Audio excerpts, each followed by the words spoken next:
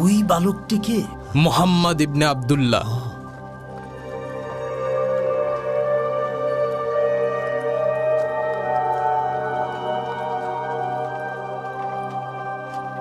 পালাচ্ছে? আমাকে দেখে পালাচ্ছে কেন? আমাদের সকল সিদ্ধান্ত আবু তালিব নিয়ে থাকেন, আর তোমরা সবাই সেটা মেনে নাও। আমরা কখনোই তার কথার বিরুদ্ধে যাই না।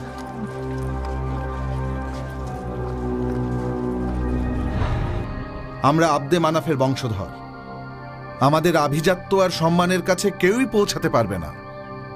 কিন্তু আমাদের চাচার ছেলেরা মনে করে তারা এখন আমাদের সবার নেতা হয়ে গেছে। আমি এক মুহূর্ত ওকে দূরে রেখে থাকতে পারি না। এই শিশু দিন দিন আমাকে ভীষণ অবাক করে তুলছে। কেন বাবা? বয়স এখনো 13 হয়নি, অথচ আম্মা ওর চিন্তা ভাবনা বুদ্ধি সব বড় মানুষের মতো। মোহাম্মদ সবসময় সত্য কথা বলে, অন্যান্য বাচ্চাদের মতো খেলাধুলা করে বোকার মতো সময় নষ্ট একদমই করে না। সে শারীরিকভাবে যথেষ্ট শক্তিশালী আর কখনোই ভয় পায় না। বয়স এত কম হওয়া সত্ত্বেও কারোর সাথে কখনো উদ্ধত হয়ে কথা বলেনি। ও সবসময়ই সত্য আর ন্যায়ের কথা বলে। তাকে আমি কখনোই খারাপ কিছু করতে দেখিনি, কখনোই দেখিনি। আরও আশ্চর্যের বিষয় হলো ও খুব একা থাকতে পছন্দ করে। মেষগুলোকে মক্কার পাহাড়ে চড়াতে নিয়ে যাওয়ার মধ্যেই সে আনন্দ পায়। তাছাড়া কাবার মূর্তিগুলোর প্রতি মোহাম্মদের ভক্তি শ্রদ্ধা কোনোদিনই দেখিনি। মোহাম্মদ কুরাইশদের অন্যান্য বালকদের মতো মূর্তিগুলোকে ভক্তি শ্রদ্ধা কিছুই করে না। তুমি কি তার সাথে এই বিষয়ে কথা বলেছ? কথা বলেছে আম্মা, কথা বলেছে, কিন্তু আমি ওর কথায় সঠিক কোনো উত্তর খুঁজে পাইনি আম্মা। আমি জানতে পেরেছি যে সে কাবার মূর্তিগুলোকে পছন্দ করে না। কাবার মূর্তি হুবাল, আল উজ্জা এদের কাছে সে মাথা নত করে না। যদিও এটা খুবই অদ্ভুত একটা ব্যাপার, কিন্তু তার মন খুবই স্বচ্ছ আর ভীষণ নরম। সবসময় সত্য কথা বলে, বড়দের সম্মান করে আর ছোটদের ভালোবাসে। সে সত্যি একজন সৎ ছেলে। অবশ্যই সে সৎ, যেমন তার বাবা। বাবা ছেলে দুজনেই সৎ। কুরাইশের সব মানুষ বলতো সে একজন সৎ বালক। ও আমাদের হাসিম গোত্রের ছেলে আম্মা, ওর বাবার গুণ তো পাবেই। তুমিও আমার সবচেয়ে ভালো পুত্র, এ ব্যাপারে কোনো সন্দেহ নেই আমার। এখন তাহলে আসি আম্মা।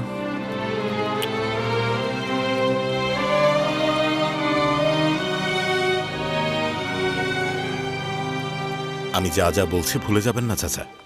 অবশ্যই আব্দুল উজ্জা, অবশ্যই। প্রভু হুবাল আপনাকে রক্ষা করবেন। আমাদের যাবার সময় তো হয়ে গেছে। কোথায় আবু তালিব? অপেক্ষা করুন, সে আসবে। প্রিয় কুরাইশবাসীরা, এটা সিরিয়ায় আমাদের গ্রীষ্মকালীন সফর।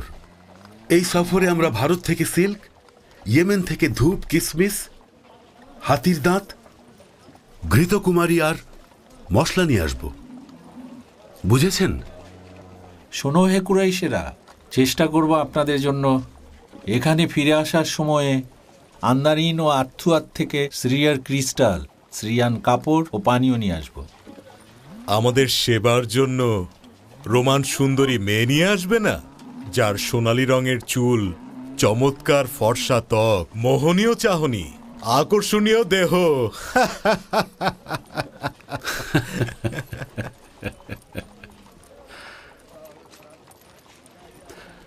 এখনো তুমি তোমার অভ্যাস পাল্টালে না ধনবান। আমি অনেক কিছুর বাণিজ্য করেছি, কিন্তু নারী বাণিজ্য বাদে আমাকে কোনো কিছুই এত ধন সম্পত্তির মালিক বানাতে পারেনি। এই ব্যবসায়ী আমাকে অনেক সম্পদ দিয়েছে। ইবনে জাদান, আপনি অনেক ধনবান ও বিজ্ঞ, কিন্তু আমরা বনি হাসিম গোত্র মানুষের দাসত্ব নিয়ে বাণিজ্যকে কোনোভাবেই সম্মতি দেই না। কুরাইশ গোত্র কিন্তু এই বিষয়ে কখনোই কোনো বিরোধিতা করেনি। দাসীরা সুন্দর বাচ্চা উপহার দেবে। আল্লাহ শঙ্কর বংশধর হওয়া থেকে দূরে রাখুক।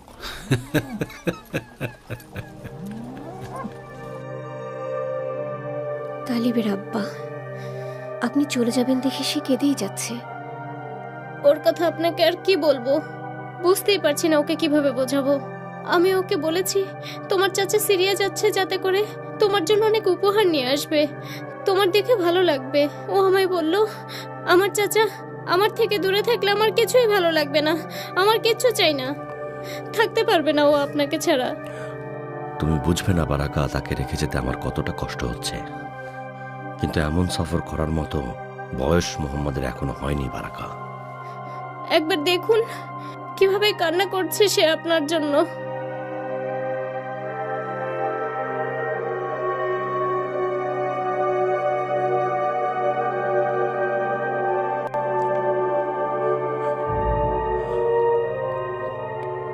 চোখ মোছো আমার প্রিয় বাবা মোহাম্মদ, মনকে শান্ত করো বাবা। বিশ্বাস করো, আমি তোমাকে রেখে সিরিয়া যেতে চাই না। আমি কখনো তোমাকে একা রেখে আর কোনোদিন কোথাও যাব না। আমি তোমাকেও সঙ্গে নিয়ে যাব, কথা দিলাম। তুমি কি তাহলে সত্যিই সিরিয়া যাওয়ার সিদ্ধান্ত নিয়েছো ইবনে হুয়াইরিদ? হ্যাঁ, আসলে একটা শব্দের ব্যাখ্যা আর কিছু কাজের জন্য। শোনো ওসমান, তুমি জানো আমি মূর্তি পূজা ছেড়ে দিয়েছি, আর আজ অথবা কাল মানুষের ধর্মের পরিবর্তন হবে, এটা নিশ্চিত। কখনো খ্রিস্টান, কখনো বা ইহুদি।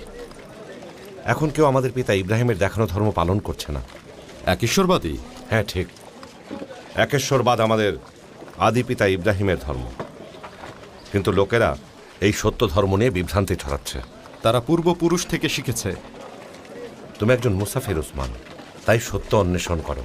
হতেও পারে আমরা যেটা খুঁজছি সেটা খুঁজে পাবো। অবশ্যই ওয়ারাকা, অবশ্যই। আমি উত্তর নিয়েই ফিরে আসবো ওয়ারাকা।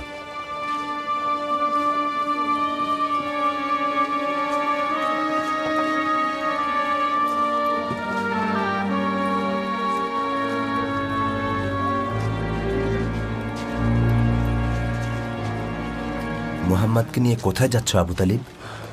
আমার সাথে সিরিয়া। এটা কিভাবে সম্ভব? সে তো এখনো ছোট নরম বাচ্চা, ও তো কোনোভাবেই সফরের এই ধকল সহ্য করতে পারবে না। তাছাড়া ক্ষুধা, তৃষ্ণা এসব তো আছেই। তাকে বাড়িতে নিয়ে রেখে আসো আবু তালিব। আমরা ওকে ঠিক তোমার মতো করেই দেখে রাখবো। ওকে আমি একা রেখে কোথাও যেতে পারবো না। সে আমাকে জিজ্ঞেস করলো কার কাছে রেখে আমাকে যাচ্ছেন চাচা। তার কথাগুলো আমার বুকে বিঁধেছিল, তার চোখের পানি চিবুক দিয়ে বেয়ে পড়ছিল। বিষয়টা আমাকে দেখতে দাও, সে আমার সাথে ভালো থাকবে। যা ভালো মনে করো। মুহাম্মাদকে দেখে রাখবে ভাই আমার, ওকে দেখে রাখবে। আমাকে বলছো তাকে দেখে রাখতে হারিস? কাবার শপথ, মুহাম্মাদের মতো ভালো আমি পৃথিবীতে কাউকে বাসি না। হে কুরাইশবাসীগণ, সিরিয়ায় গ্রীষ্মকালীন সফরে রওনা হওয়ার সময় হয়ে গেছে। সৃষ্টিকর্তা আমাদের সফর নিরাপদ করুক। চলো যাওয়া যাক।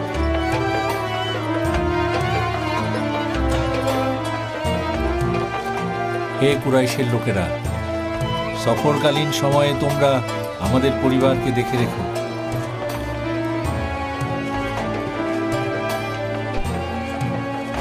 সাবধানে যেও।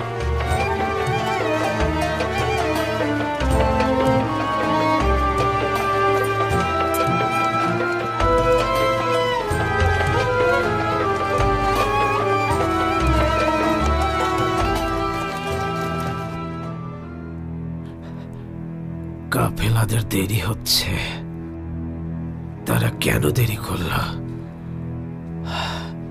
মনে হচ্ছে তিনি ওদের সাথেই আছেন।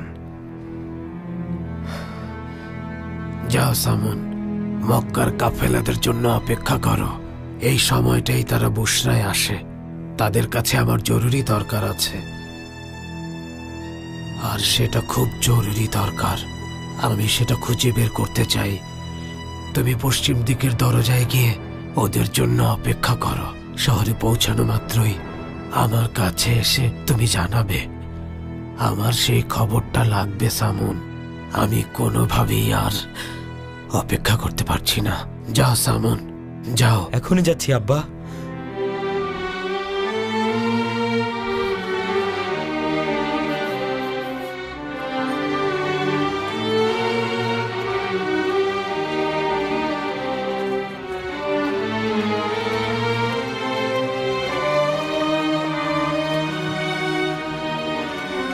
একটু থামো। আমরা মক্কা থেকে প্রায় 1 মাস ভ্রমণ করছি সিরিয়ার উদ্দেশ্যে। বুশরা কি এখনো এখান থেকে অনেক দূরে? আর বেশি দূরে না, আর একটু সফর করতে হবে। এই ভূমিগুলোতে রোমানদের ওগুলো নাজরানের খ্রিস্টানদের। এখানে কেউ মূর্তি পূজা করে না। তোমার সামনে উজ্জ্বল ভবিষ্যৎ আছে ইবনে হুয়াইরিস। ভবিষ্যৎ ছাড়া তো এই জগতে কেউ নেই। আমি একটা কথা বলতে চাই। বলো ইবনে হুয়াইরিদ। কাফেলাতে একটা ছোট্ট বালক আমাদের সাথে মক্কা থেকে এসেছে, যার বয়স এখনো 13 হয়নি। তাকে কিছু নিয়ে সামান্য বিরক্ত অথবা কোনো অভিযোগও করতে দেখিনি আবু তালিব। ও আব্দুল মুত্তালিবের নাতি। আরও অবাক করা ব্যাপার, তার সুন্দর ও বিনয়ী আচরণ, সাথে সাহস আর কোমলতা। তুমি তাকে উটগুলোর দেখাশোনা করতে বললে, আর মুহাম্মদ বড়দের মতো সেই দায়িত্ব সঠিকভাবে পালন করছে। আমি তাকে একটা অপ্রয়োজনীয় কথাও বলতে দেখিনি। এই বয়সে সে অনেক দক্ষ, পরিশ্রমী আর বিচক্ষণ। মুহাম্মদ আসলেই অসাধারণ। তুমি কি ভবিষ্যৎ বলতে পারো আল হুয়াইরিদ? মোটেও না। আমি লাহাব গোত্রের কেউ না, আর রাজদাস নোয়া থেকেও আসিনি। আমি খুব গভীরভাবে তাকে পর্যবেক্ষণ করেছি। একটা নির্জনতা তাকে সবসময় ঘিরে রাখে। চিন্তায়, চেতনায় সে খুব ধীর স্থির। একটা বিশুদ্ধ মন আছে তার। এই বয়সেও তার আচরণ বিজ্ঞ লোকদের মতো। তাকে নিয়ে আমি অনেক আশাবাদী।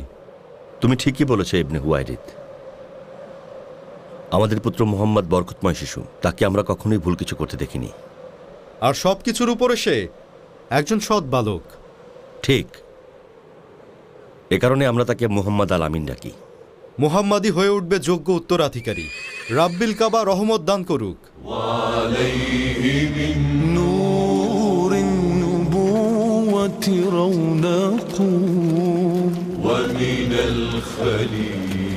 وهديه سيما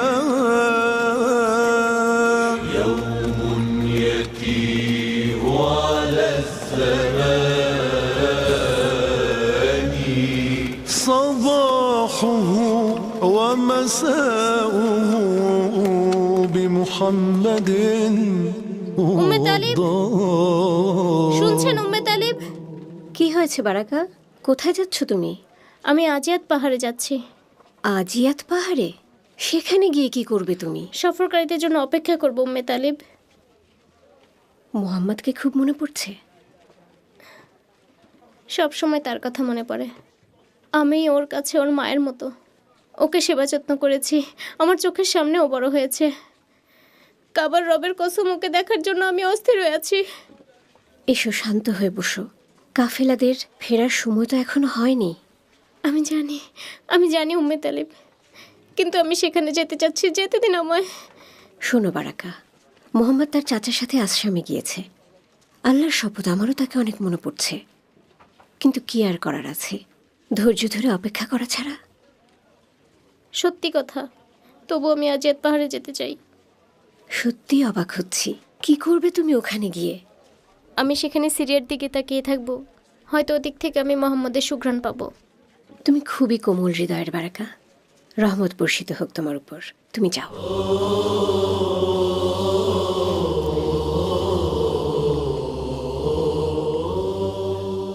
জগত স্বর্গের হে ঈশ্বর, কি হচ্ছে সব? একটা বড় মেঘ এই গ্রীষ্মকালে, ঘন মেঘের একটা কুণ্ডলী একাকী ধীরে ধীরে আকাশে উড়ে বেড়াচ্ছে। সন্ন্যাসী সামুন কোথায়? সন্ন্যাসী সামুন, ও সামুন, তাড়াতাড়ি এসো। আব্বাজান। বাবা সামুন, আমি দেখেছি যে মক্কার একদল কাফেলা এখানে পৌঁছে গেছে। আমার ভবিষ্যৎবাণী সত্যি কিনা দেখে এসো। যদি আমি ওই কাফেলা দলকে দেখতে পাই তাহলে কি করব? যদি এটাই সেই কাফেলা হয়, আমাকে এসে খবর দেবে। ওই মক্কার বণিকদের সাথে হিসাব মেলাতে হবে। যাও সামুন, এখনই যাও সামুন। ঠিক আছে আব্বাজান। কি ভয়ঙ্কর সত্য, এটাই প্রকাশিত হবে। তাহলে কি এই সেই নবী যার জন্য আমরা অপেক্ষা করে আছি?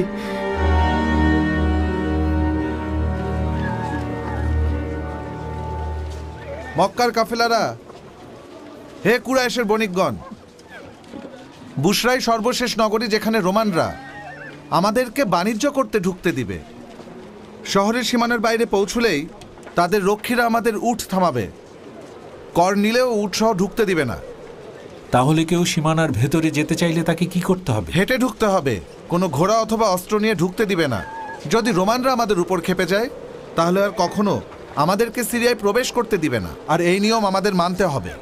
আমাদের কোনোভাবেই সিরিয়ার সফরটা বন্ধ হতে দেয়া যাবে না। আমার উপরে ভরসা রাখুন।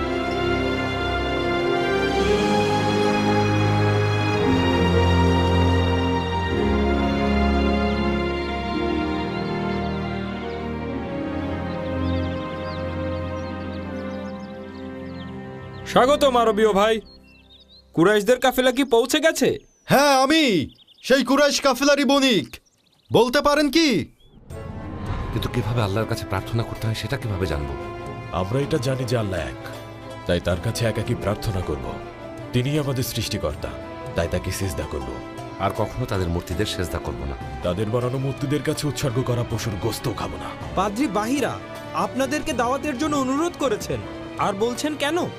আমরা প্রতি বছর এখানে আসি, কিন্তু এই প্রথম তিনি আমাদের দাওয়াত দিচ্ছেন। তারা উপার্জন করবে, তারা অনেক উপার্জন করতে পারবে। অনেক উপার্জন? কিভাবে এত নিশ্চিত হলে তুমি? অবশ্যই, কারণ তারা বরকতময় শিশু মোহাম্মদকে সাথে নিয়ে গেছে। এসো মোহাম্মদ, এসো। এই বালকই তোমার ভাতিজা আবু তালেব? হ্যাঁ, ওই আমাদের পুত্র মুহাম্মদ। মুহাম্মদ। পাদ্রী আমাদেরকে ভুলে বালক মোহাম্মদকে দেখার জন্য এমন অস্থির হয়ে যাচ্ছিল কেন?